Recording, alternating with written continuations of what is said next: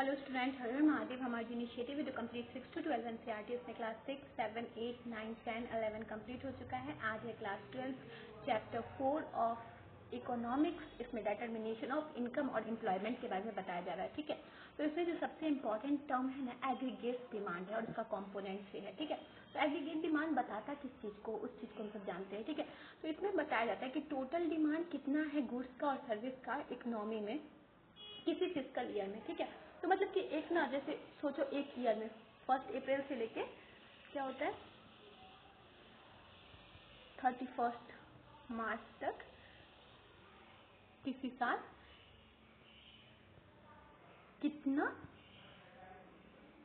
कितना खर्च हुआ है, इस चीज को कितना गुड्स और कितना सर्विसेज का इकोनॉमी में डिमांड हुआ है, उसको क्या कहेंगे हम सब, एग्रीगेट डिमांड कहेंगे। मतलब कितना हम सब चीज को, उस सब चीज को चाहिए हम सबको। अब देखो एग्रीगेट का डिमांड का ना कम क्या क्या चीज होता है एग्रीगेट डिमांड में। ठीक है, क्या होता है, फाइनल कंजम्पशन एक्सपेंडिचर होते हैं कि फाइनल कंजम्पशन कितना हुआ। ठीक है, private final consumption expenditure, private investment को देखा जाता है। ठीक है, गवर्नमेंट फाइनल कंजम्पशन को देखा जाता है, गवर्नमेंट इन्वेस्टमेंट को देखा जाता है, फिर नेट एक्सपोर्ट और इंपोर्ट को देखा जाता है। ठीक है, तो मतलब क्या है, प्राइवेट कितना कंजम्पशन क्या है एक्सपेंडिचर के तौर पे, प्राइवेट का इन्वेस्टमेंट कितना हुआ एक्सपेंडिचर के तौर पे, गवर्नमेंट का फाइनल कंजम्पशन कितना हुआ एक्सपेंडिचर के तौर पे, और गवर्नमेंट का फाइनल एक्सपेंडिचर कितना आया है, और कितने हमारे देश से सामान गए हैं और कितना सामान आए हैं, उस चीज को बताता है। ठीक है, एग्रीगेट डिमांड इस चीज को बताए। एग्रीगेट सप्लाई किस चीज को बताता है। अब एग्रीगेट डिमांड जाने तो एग्रीगेट सप्लाई भी कुछ होगा। ठीक है, तो इसमें क्या होता है कि पूरे जो साल में सप्लाई कितना हो रहा है गुड्स का और सर्विस का।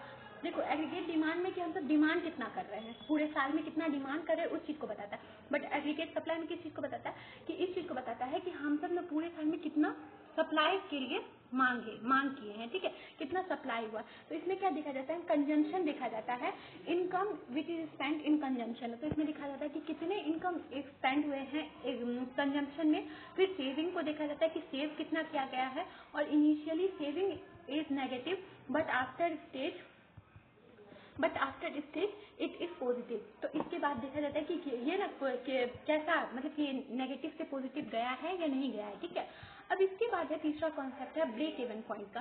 तो ब्रेक इवन पॉइंट क्या है कि ना, जहाँ पे income is equal to consumption, जितना आपका इनकम है, अब आप जितना कमा रहे हो उतना आप खर्च कर रहे हो, तो उस चीज को क्या कहेंगे, जितना आप खर्च करिए तो उसको क्या कहेंगे, ब्रेक इवन पॉइंट कहेंगे। ठीक है, इसमें क्या होता है, सेविंग जो होता है वो 0 कहलाता है।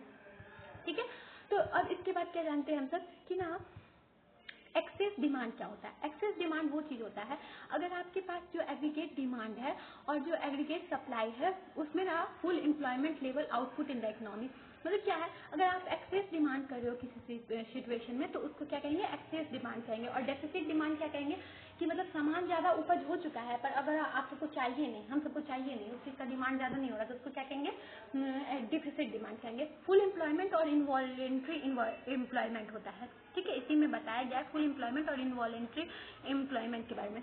ठीक है, तो फुल एम्प्लॉयमेंट क्या हो सकते हैं, स्ट्रक्चरल एम्प्लॉयमेंट हो सकते हैं, फ्रिक्शनल एम्प्लॉयमेंट हो सकते हैं, वॉलेंटरी एम्प्लॉयमेंट हो सकते हैं, और इनवॉलेंट्री एम्प्लॉयमेंट हो सकते हैं।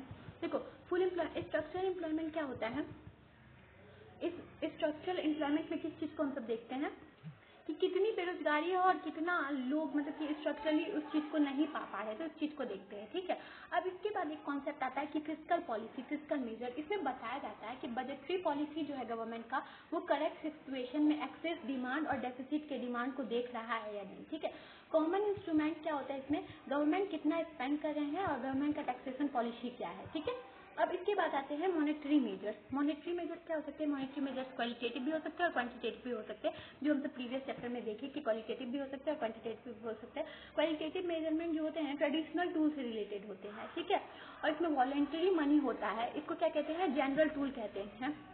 जो बैंक रेट है, अब देखो बैंक में कितना रेट है, रेपो रेट कितना है, सीआरआर जो हम सब पहले ही देख चुके हैं, एसएलआर कितना है, ओपन मार्केट ऑपरेशन से कितना पैसा आ रहा है, रिजर्व रेपो रेट से कितना पैसा आ रहा है। ठीक है, वो सब चीज क्या है, हमारे क्वांटिटेटिव मेजरमेंट में आते हैं। ठीक है, और क्वालिटेटिव में तो आपको बता दिए हैं। ठीक है, अब इसके बाद क्या है कि ना property to consume and propensity to save, ठीक है। तो इसमें एवरेज प्रोपेंसिटी टू कंज्यूम के बारे में बताया जाता है। ये क्या होता है, इनकम का पार्ट होता है जो कंज्यूम किया गया है, और इसमें बताया जाता है कि कंजम्पशन, और इसमें क्या है कि किस चीज़ को बताया जाता है, कंजम्पशन और इनकम कितना है, कंजम्पशन और इनकम कितना है और कितना कंज्यूम किया गया है। तो इसको किस तौर पर हम बताएंगे, एपीसी के द्वारा, कि एवरेज प्रॉपर्टी टू कंज्यूम के द्वारा, APS average propensity to save. अब देखो इसमें इनकम कितना है और कितना आप सेव कर पाए हो, सेविंग और इनकम के बारे में बताता है कि कितना आपके पास इनकम था और कितना आप सेव कर पाए, तो उसको average property propensity of save के बारे में बताया जाता है, ठीक है। MPC marginal propensity to consume के बारे में बताता है कि कितना कंजम्पशन चेंज अगर इनकम में हुआ है तो कितना कंजम्पशन आपका हो रहा है, तो वो किसको बताता है, मार्जिनल प्रोपेंसिटी टू कंज्यूम को बताता है, ठीक है। और ये क्या होता है, ये ना लेस देन 0 और फिर 1 होता है। MPS marginal propensity to save को बताता है कि सेविंग कितना चल रहा है इनकम के हिसाब से उस चीज़ को, ठीक है। तो ये ना कुछ कुछ फैक्ट्स हैं, ये कुछ कुछ टॉपिक्स हैं जो जिसको ना आपको अच्छी तरीके से समझना होगा, ठीक है। तो इस चीज़ को ना, तो इस चैप्टर में यही बताया जा रहा है कि किस हिसाब से अगर एग्रीगेट्स है, डिमांड है, सप्लाई है, किस हिसाब से किसी कंट्री में डिमांड होते हैं, सप्लाई होते हैं, और इसमें कौन कौन से फैक्टर इम्पॉर्टेंट होते हैं, कौन कौन से फैक्टर किस तरीके से आपको ना मतलब इकोनॉमी पे असर करते हैं, उस चीज़ को बताया जा रहा है, ठीक है। तो इस चैप्टर में बस यही बताया गया था, ठीक है। और बाकी जितने भी हैं ना फिगर्स के द्वारा बताए गए थे, ठीक है। अगर आपको जानना होगा तो आप कमेंट करना, हम बता देंगे, ठीक है। अगर कोई भी आपको डाउट होगा तो आप पूछ सकते हो कमेंट में, ठीक है। I hope you understand. Thank you.